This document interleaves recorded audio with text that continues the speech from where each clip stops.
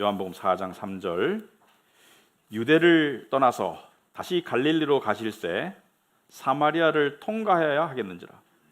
사마리아에 있는 수가라는 동네에 이르시니 야곱이 그 아들 요셉에게 준 땅이 가깝고 거기 또 야곱의 우물이 있더라. 예수께서 길 가시다가 피곤하여 우물 곁에 그대로 앉으시니 때가 6시쯤 되었더라. 사마리아 여자 한 사람이 물을 기르러 왔음에 예수께서 물을 좀 달라 하시니 이는 제자들이 먹을 것을 사러 그 동네에 들어갔음이로라. 사마리아 여자가 이르되 당신은 유대인으로서 어찌하여 사마리아 여자인 나에게 물을 달라 하나이까 하니 이는 유대인이 사마리아인과 상종하지 아니함이로라. 예수께서 대답하여 이르시되 네가 만일 하나님의 선물과 또 내게 물 좀 달라 하는 이가 누구인 줄 알았더라면 내가 그에게 구하였을 것이요 그가 생수를 내게 주었으리라. 여자가 이르되 주여 물기를 그릇도 없고 이 우물은 깊은데 어디서 당신이 그 생수를 얻겠사옵나이까? 우리 주상 야곱이 이 우물을 우리에게 주셨고 또 여기서 자기와 자기 아들들과 짐승이 다 마셨는데 당신이 야곱보다 더 크니까? 예수께서 대답하여 이르시되 물을 마시는 자마다 다시 목마르려니와 내가 주는 물을 마시는 자는 영원히 목마르지 아니하리니 내가 주는 물은 그 속에서 영생하도록 솟아나는 샘물이 되리라. 여자가 이르되 주여 그런 물을 내게 주사 목마르지도 않고 또 여기 물길로 오지도 않게 하옵소서. 이르시되 가서 네 남편을 불러오라. 여자가 대답하여 이르되 나는 남편이 없나이다. 예수께서 이르시되 네가 남편이 없다 하는 말이 옳도다. 너에게 남편 5이 있었고 지금 있는 자도 내 남편이 아니니 내 말이 참되도다. 여자가 이르되 주여 내가 보니 선지자로소이다. 우리 주장들은 이 산에서 예배하였는데 당신들의 말은 예배할 곳이 예루살렘에 있다 하더이다. 예수께서 이르시되 여자여 내 말을 믿으라. 이 산에서도 말고 예루살렘에서도 말고 너희가 아버지께 예배할 때가 이르리라. 너희는 알지 못하는 것을 예배하고 우리는 아는 것을 예배하노니 이는 구원이 유대인에게서 남이라. 아버지께 참되게 예배하는 자들은 영과 진리로 예배할 때가 오나니 곧 이때라. 아버지께서는 자기에게 이렇게 예배하는 자들을 찾으시느니라. 하나님은 영이시니 예배하는 자가 영과 진리로 예배할지니라. 여자가 이르되 메시아 곧 그리스도라 하는 이가 오실 줄을 내가 아노니 그가 오시면 모든 것을 우리에게 알려주시리이다. 예수께서 이르시되 네가 말하는 내가 그라 하시니라. 그때 제자들이 돌아와서 예수께서 여자와 말씀하시는 것을 이상히 여겼으나 무엇을 구하시나이까? 어찌하여 구하 말씀하시니까 묻는 자가 없더라. 여자가 물동이를 버려두고 동네로 들어가서 사람들에게 이르되 내가 행한 모든 일을 내게 말한 이 사람을 와서 보라. 이는 그리스도가 아니냐 하니 그들이 동네에서 나와 예수께로 오더라. 그 사이에 제자들이 청하여 이르되 랍비여 잡수소서. 이르시되 내게는 너희가 알지 못하는 먹을 양식이 있느니라. 제자들이 서로 말하되 누가 잡수실 것을 갖다 드렸는가 하니 예수께서 이르시되 나의 양식은 나를 보내신 이의 뜻을 행하며 그의 일을 온전히 이루는 이것이니라. 너희는 넉 달이 지나야 추수할 때가 이르겠다 하지 아니하느냐? 그러나 나는 너희에게 이르노니 너희 눈을 들어 밭을 보라. 희어져 추수하게 되었도다. 거두는 자가 이미 싹도 받고 영생에 이르는 열매를 모으나니 이는 뿌리는 자와 거두는 자가 함께 즐거워하게 하렴이라. 그런즉 한 사람이 심고 다른 사람이 거둔다는 말이 옳도다. 내가 너희로 노력하지 아니한 것을 거두려 보내었노니 다른 사람들은 노력하였고 너희는 그들의 노력에 참여하였느니라. 여자의 말이 내가 행한 모든 것을 그가 내게 말하였다 증언함으로 그 동네 중에 많은 사마리아인이 예수를 믿는지라. 사마리아인들이 예수께 와서 자기들과 함께 유하시기를 청하니 거기서 이틀을 유하시매 예수의 말씀으로 말미암아 믿는 자가 더욱 많아 그 여자에게 말하되 이제 우리가 믿는 것은 네 말로 인함이 아니니 이는 우리가 친히 듣고 그가 참으로 세상의 구주인 줄 알미라 하였더라. 아멘. 우리 앉히기 우리 기도할 수 있기 바랍니다. 자동 응답기였어요. 예. 하나님 아버지, 참으로 이 사마리아 여인의 이야기는 우리의 이야기입니다. 우리가 생긴 모습과 사정은 다르지만 하나님의 구원의 스토리는 다 같이 놀라운 스토리입니다. 이 사마리아 여인의 이야기, 그 구원에서 출발해서 예배로 이끄시는 예수님의 오묘한 대화와 진리, 그리고 그 속에서 참다운 만족과 자기 가치, 존재의 의미를 발견한 이 여인의 삶을 통해서 우리가 하나님의 은혜의 손길을 볼 수 있도록 하옵시고 그리고 그 은혜의 손길이 우리를 어디로 인도하는지 볼 수 있게 하옵소서. 예수님 이름으로 기도합나이다. 아멘. 아까 우리 그 세 가지 찬송 우리 이 앞에 할 때 그 우물가의 여인 그 복음송이 이 스토리에 바탕을 두고 한 노래이죠. 오늘 본문이 사실 이 목사 입장에서는 한 3편, 4편 정도는 설교가 충분히 가능해요. 근데 이제 우리가 시간 관계상 한 편밖에 못하는 게 좀 아쉽습니다만은 오늘 본문 내용의 전반부를 우리가 중심으로 살펴볼 텐데 이 전반부의 내용을 통해서 이 놀라운 구원이 우리를 어디로 이끄는가를 살펴볼 수 있기를 바랍니다. 특별히 생수, 예배, 구원 다 연결된 말씀이거든요. 살펴볼 수 있기를 바란다. 자, 그래서 오늘 3절에 보시면은 유대를 떠나서 다시 갈릴리로 가신다. 예수님께서 유대는 예루살렘이 있는 남쪽을 말해요. 이스라엘 땅덩어리를 보면은 남쪽에 예루살렘이 있고 북쪽에 갈릴리, 예수님이 이 어린 시절을 보내신 갈릴리, 예수님은 이 둘을 왔다 갔다 하셨어요. 그죠? 한 번은 예루살렘, 한 번은 갈릴리 북쪽, 한 번은 예루살렘 남쪽, 갈릴리 북쪽 왔다 갔다 하셨는데 사마리아를 통과한다는 것은 사마리아는 이스라엘 땅 중심에 있습니다. 중부 지역에 있어요. 근데 이게 뭐 대단한 일이냐?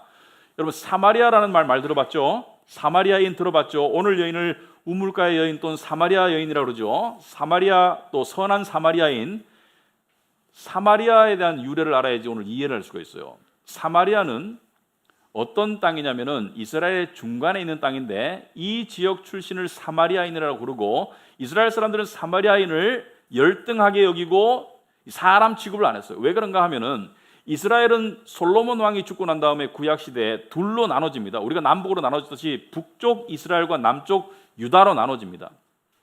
근데 북쪽 이스라엘과 남쪽 유다로 나눠지는데 북쪽 이스라엘은 BC 722년에 아시리아에 멸망하고 남쪽 유다는 587년에 약 140년 뒤에 바벨론에 멸망을 하죠. 구약 역사를 보면은 그 멸망의 스토리를 알 수가 있는데, 자 북쪽 이스라엘을 점령한 아시리아 왕이 식민지 통치 정책을 위해서 이스라엘에 있던 이스라엘 사람들을 제국의 다른 지역으로 이주시키고 제국에 있던 다른 이방인들을 이스라엘로 데리고 왔어요.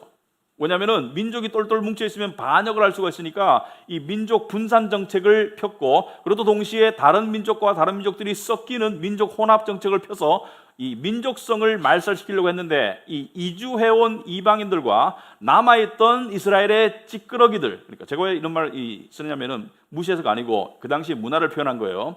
똑똑한 사람들은 이주를 시키고 별 볼 일 없는 사람들은 지역에 남겨두었어요. 그러니까 이 하층민들, 교육 못 받은 사람들과 이주해온 이방인들이 섞여서 같이 살면서 결혼을 했어요. 여러분 이스라엘 사람들은 결혼하면 안 돼요. 이방인하고 하면 안 돼요. 하면 돼요, 안 돼요? 안 돼요. 근데 북쪽 이스라엘 사람들은 이 성경에 대한 인식이 희박했어요. 그래서 이주해온 이방인들과 함께 결혼해서 만들어낸 제3의 인종, 그러니까 유대인도 아니고 이방인도 아닌 제3의 인종적 혼혈아라가 사마리아인입니다. 그러니까 유대인들은 사마리아인을 싫어했고 이방인들도 사마리아인을 무시했어요. 왜? 사마리아인은 그들의 생각에 따르면 잡종이야. 유대인도 아니고 이방인도 아니고 잡종이에요. 그래서 무시하고 멸시했어요.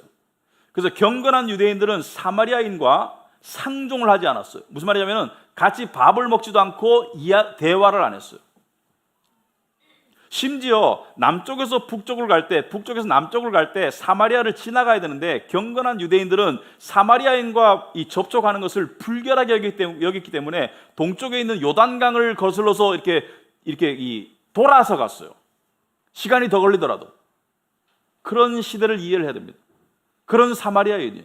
그러니까 이 여인의 출신 사마리아인들은 그 당시 하층민이고 멸시받던 민족이고 사람 취급을 못 받았고, 예수님은 유대인인데 사마리아를 지나가셨어요. 지나가는데 5절에 보니까 사마리아에 있는 수가라 하는 동네에 이르리니 그 아들 야곱이 그 아들 요셉에게 준 땅이 가깝고, 여러분 구약시대 보면 야곱이 요셉에게 세겜 땅을 줬는데 그 비슷한 지역에 수가라 하는 동네가 있었다. 이 수가라 하는 동네는 야곱의 우물에서 한 1km 정도. 예수님께서는 제자들은 동네에 음식을 구하러 보내시고 6절에 보니까 거기 또 야곱의 우물이 있더라. 야곱의 우물은 야곱이 팠던지 야곱의 가족들이 소유했던지 하여튼 야곱의 가족들과 야곱의 가축이 물을 먹었던 우물인데 이 우물은 남아있어요. 중세까지 우물의 역할을 했고 굉장히 넓고 굉장히 깊어요. 그러니까 두레박이 없으면 물을 펄 수가 없어요. 왜냐하면 굉장히 깊어서. 아무튼 간에 예수님께서 길 가시다가 피곤하여 우물 곁에 그대로 앉으셨어요. 때가 6시쯤 되었더라. 이 때를 이야기할 때는 때가 중요하기 때문에 이야기. 6시는 몇 시죠? 6시는 오늘날로 하면 낮 12시. 여러분, 이 중동 지역은 낮 12시에는 굉장히 덥습니다. 온도가 40도, 50도까지 올라가요. 근데 아침, 저녁은 좀 선선해요. 왜냐하면 습도가 낮기 때문에. 낮 12시는 사람들이 돌아다니는 시간이 아니고 우물에 사람들이 올 일이 없어요. 왜? 우물에 몇 시에 갈까요? 아침이나 저녁에 선선할 때까지. 그러니까 아침 6시나 저녁 7시, 저녁 6시 이렇게 선선할 때까지 낮에는 우물에 아무도 안 와. 오는 게 이상한 거예요. 왜? 뜨거운데 그 떼학 배달에 물동이 들고 왔다 갔다 하는 게 힘들고, 아니 선선할 때 올 수 있는데 왜 햇볕 뜨거울 때 오겠어요? 올 이유가 없죠. 아침에 물 받아놓고 저녁에 물 받고 하지. 자, 그런데 이상하게도 사마리아 여자 한 사람이 물을 길러 왔어요. 이상한 시간에 온 거예요, 그죠? 남이 물 길러 오는 시간이 아니에요. 이상한 시간에 왔는데, 자, 그보다 더 이상한 것은, 물 길러 온 것도 이상한 건데 더 이상한 것은, 여러분 그 오늘날에도 어느 한적한 곳에 서로 모르는 남녀가 한 공간에 있게 되면 불안하고 좀 이상하죠, 그죠? 안 이상하면 이상하죠, 그죠? 좀 이상하죠, 그죠? 이상하죠, 이상해. 근데 이상한데 사마리아 사람들은 유대인들에게 거부감을 가지고 있고 유대인들을 좀 불편했어요. 그러니까 이 거부감은 좀 이 노예 근성의 거부감, 열등감에 의한 거부감. 그러니까 첫째는 유대인이 있고 또 남자 여자 얼마나 불편해요, 그죠? 유대인은 사마리아인하고 말도 안 하니까 굉장히 불편한 사이인데 여자가 물동이를 두고 이렇게 와 보니까 유대인 남자가 이렇게 터석 앉아 있는 거예요. 그러니까 이 여자는 속으로 이게 뭐지? 유대인은 잘 안 오는데 여기 그 남자고, 여자는 빨리 물 퍼서 가야 되겠죠, 그죠? 안 그래도 낮에 왔는데 사람들 피해서 빨리 물 퍼서 가려고 하는데 바로 그 순간 예수님 말을 걸어. 있을 수 없는 일이에요. 말 없이 지나가야 되는 게 정상이야. 유대인이고 사마리아인이고 남녀고 말 없이 지나가야 되고, 또 하나는 유대인은 사마리아인과 말도 안 했고, 또는 유대인은 사마리아인을 떠나서 경건한 유대인들은 길거리에서 여자하고 말을 안 했어요. 우리도 옛날에 그랬죠.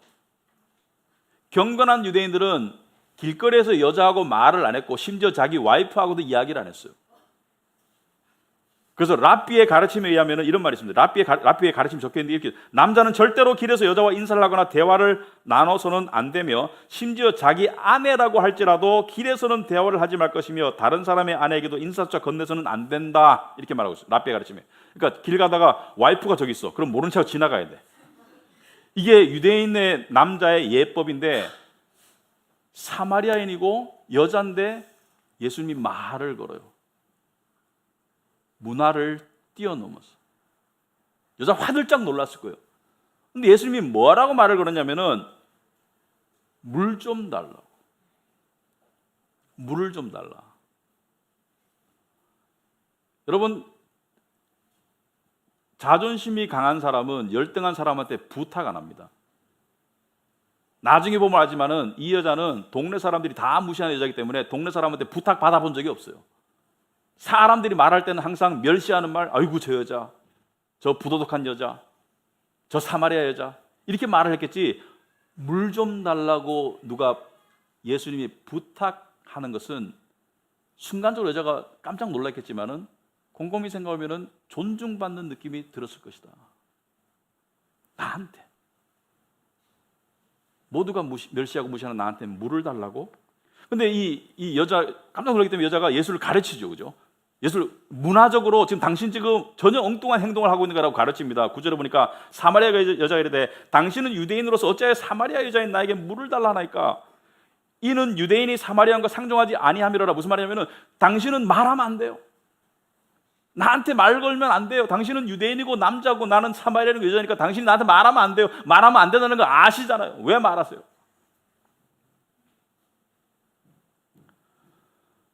예수님의 화법은 항상 불필요한 이 격가지를 넘어서서 본론으로 자꾸 들어가세요.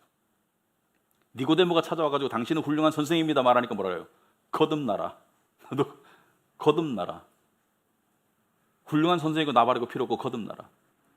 자, 그러니까 예수님께서 뭐라 말씀하십니까? 10절에 예수께서 대답하여 이르시되 네가 만일 하나님의 선물과 또 내게 물 좀 달라 하는 이가 누구인 줄 알았더라면 네가 그에게 고하였을 것이요 그가 생수를 너에게 주었을 것이다.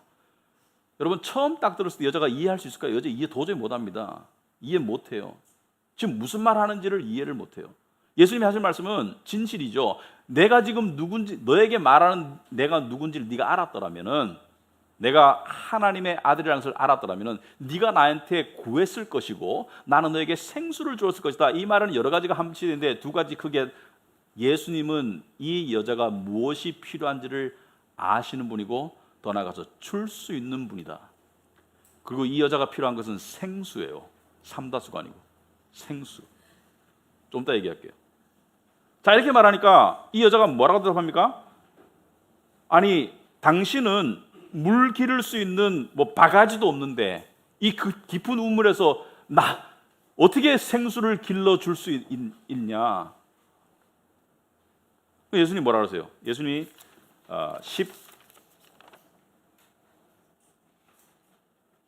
13절에 예수께서 대답하여 이르시되 이 물을 마시는 자마다 다시 목마를 것이다.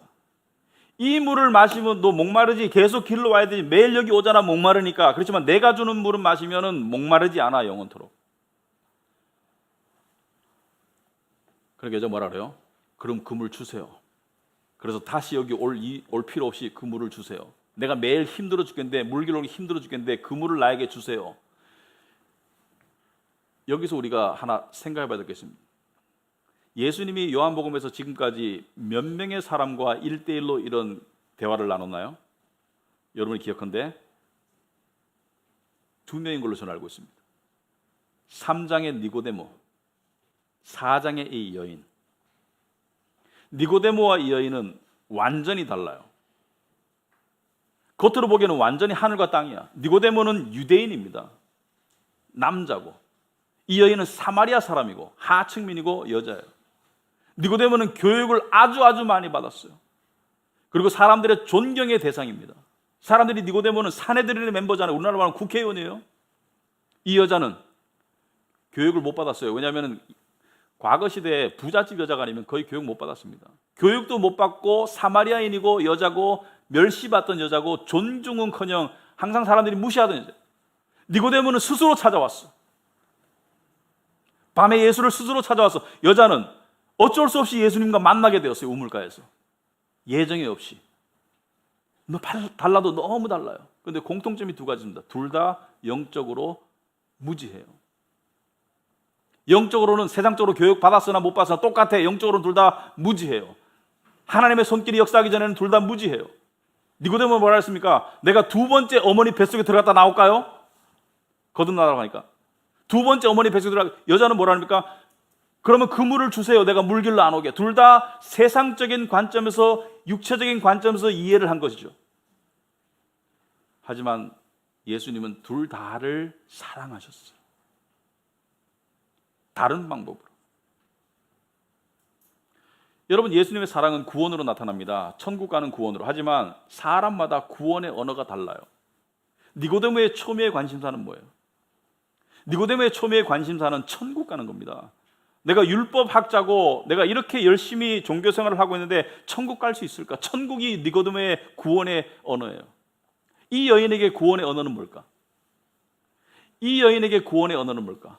그것을 알기 위해서 예수님의 다음 대화를 들어봐야 됩니다.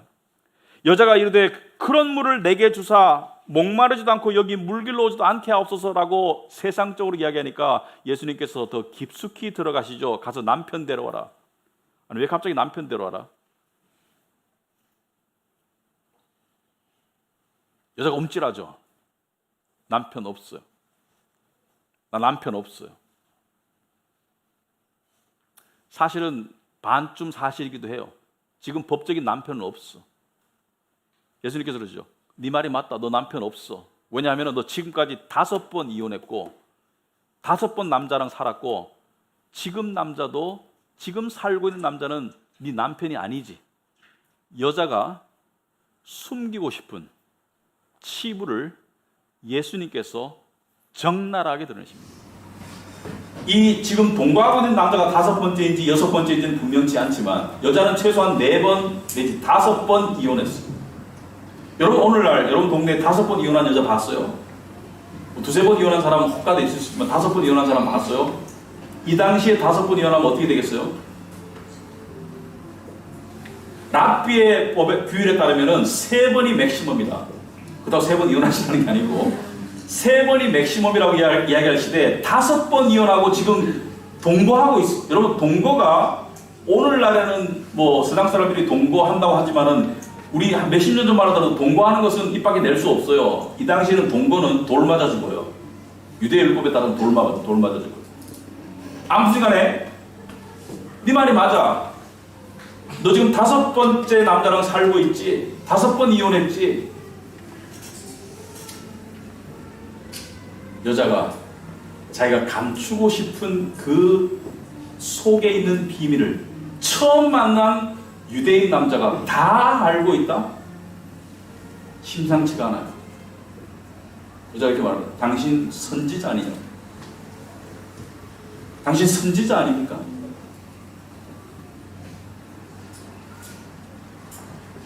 하나님께로부터 보냄을 받았기 때문에 내 인생의 비밀을 다 알고 꿰뚫고 보시는 거죠. 그리고 여자가 예배 얘기를 쭉 하니까 예수님께서 뭐라 그래요? 여자가 또 이렇게 얘기합니다. 오실 그리스도가 오시면 모든 것을 가르쳐 주실 텐데, 예수님 말합니다. 너에게 말하고 있는 내가 그리스도다. 여러분, 이 이야기를 들으면서 우리 상상을 해봐야 돼요.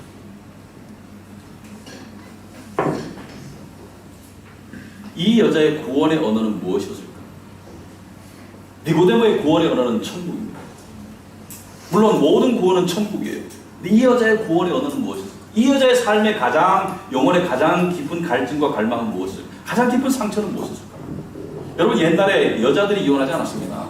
옛날에 이혼은 주로 남자가 하는 거예요. 요즘에는 여자들도 이혼을 많이 이혼해달라고 막 요구하지만 옛날에 이혼은 다 남자가 하는 거예요. 이 여자는 4명과 5명의 여자로부터 거절당하고 지금 남자로부터 받아들여지려고 발버둥치는 삶을 살고 있어요. 이 여자는 받아들여주고 싶어요. 받아들여주고 싶어요.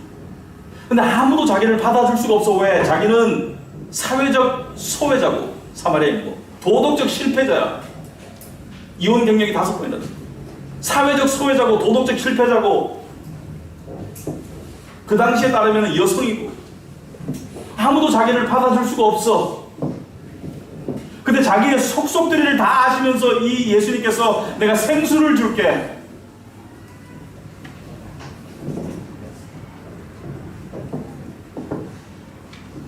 예수님이 구체적으로 1, 2, 3, 4 설명 안 해도 여자가 알아채렸습니다. 이분이 주신다는 생수는 지금 우물에 있는 이 물이 아니고 내 영혼의 갈증을 채워주는 생명의 물이라는 것을 알아채렸습니다.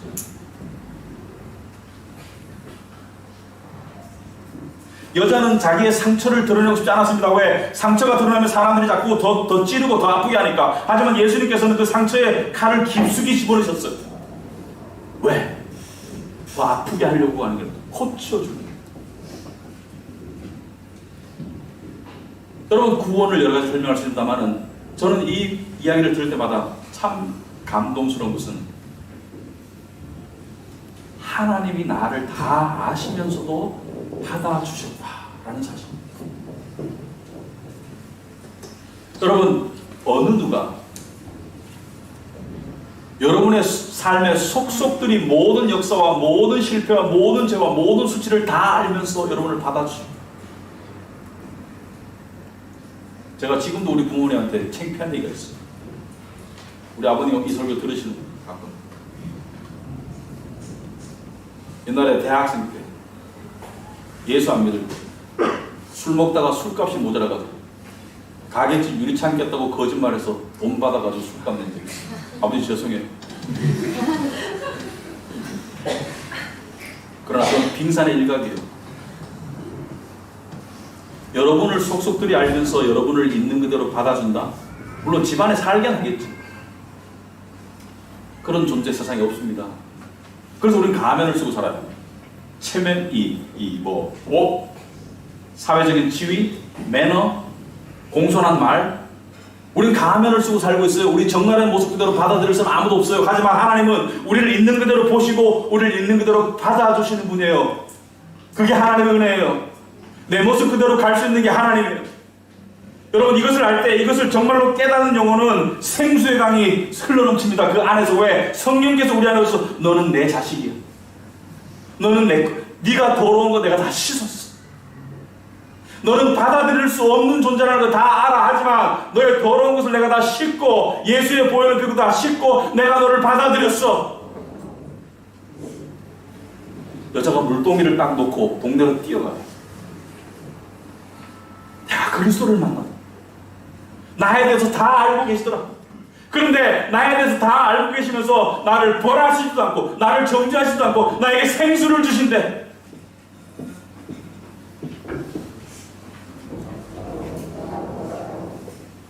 여러분, 여러분의 삶에 생수가 있습니까? 여러분, 예수님께서 말씀하셨죠. 요한복음 7장에서 예수님께서 이렇게 말씀하셨습니다. 여러분, 주보에 나오죠. 나를 믿는 자는 성령의 이름과 같이 그 배에서 생수의 강이 흘러나오리라. 생수의 강이 흘러나오리라. 여러분, 이 생수는 뭘 말합니까? 그 생수는 그들이 받을 성령을 가리켜 말씀하신 것이라. 그런데 성령이 내 안에 있다고 인식하는 것과 내 안에 계신 생수의 강 성령을 체험하고 맛보는 것은 다른 거예요. 하나님을 진리 없이 맛보려고 하면 미신이 되는 거예요. 하지만 진리를 가지고 있어도 하나님을 맛보지 못하면 그것은 죽은 신앙이 되는 거예요. 여러분, 성경은 시편에 보면 여호와의 선하심을 맛보아 알지어다. 맛보, taste and see that the Lord is good. 어떻게 맛볼 건데? 생각으로 맛볼까? 어떻게 맛볼 건데? 영혼으로, 가슴으로 맛봐야 되겠죠, 그죠? 여러분, 근데 하나님을 맛보면 알 수밖에 없어요. 여러분, 음식을 먹으면 짠지 매운지 맛있는지 맛은지 다 알잖아요. 하나님을 맛보면 하나님의 선하심을, 하나님의 좋으심을 알 수밖에 없죠. 근데 그 생수의 강을 맛보며 살아야 돼요. 예수는 여러분의 삶 가운데 생수의 강을 맛보면 어떤 일이 날까요? 여러분의 삶이 메말랐어. 메말랄 때 생수가 촉촉히 적셔줄 겁니다. 여러분의 삶이 두려움과 불안으로 딱딱해. 생수가 여러분을 녹여줄 거예요. 여러분의 삶이 얼었어. 생수가 여러분을 녹여줄 겁니다. 여러분의 삶이 무미건조해. 생수가 여러분의 삶을 소망으로 적셔줄 겁니다. 여러분의 삶에 사랑이 없어. 생수가 여러분의 삶에 사랑을 불어들. 우리 생수가 필요해요.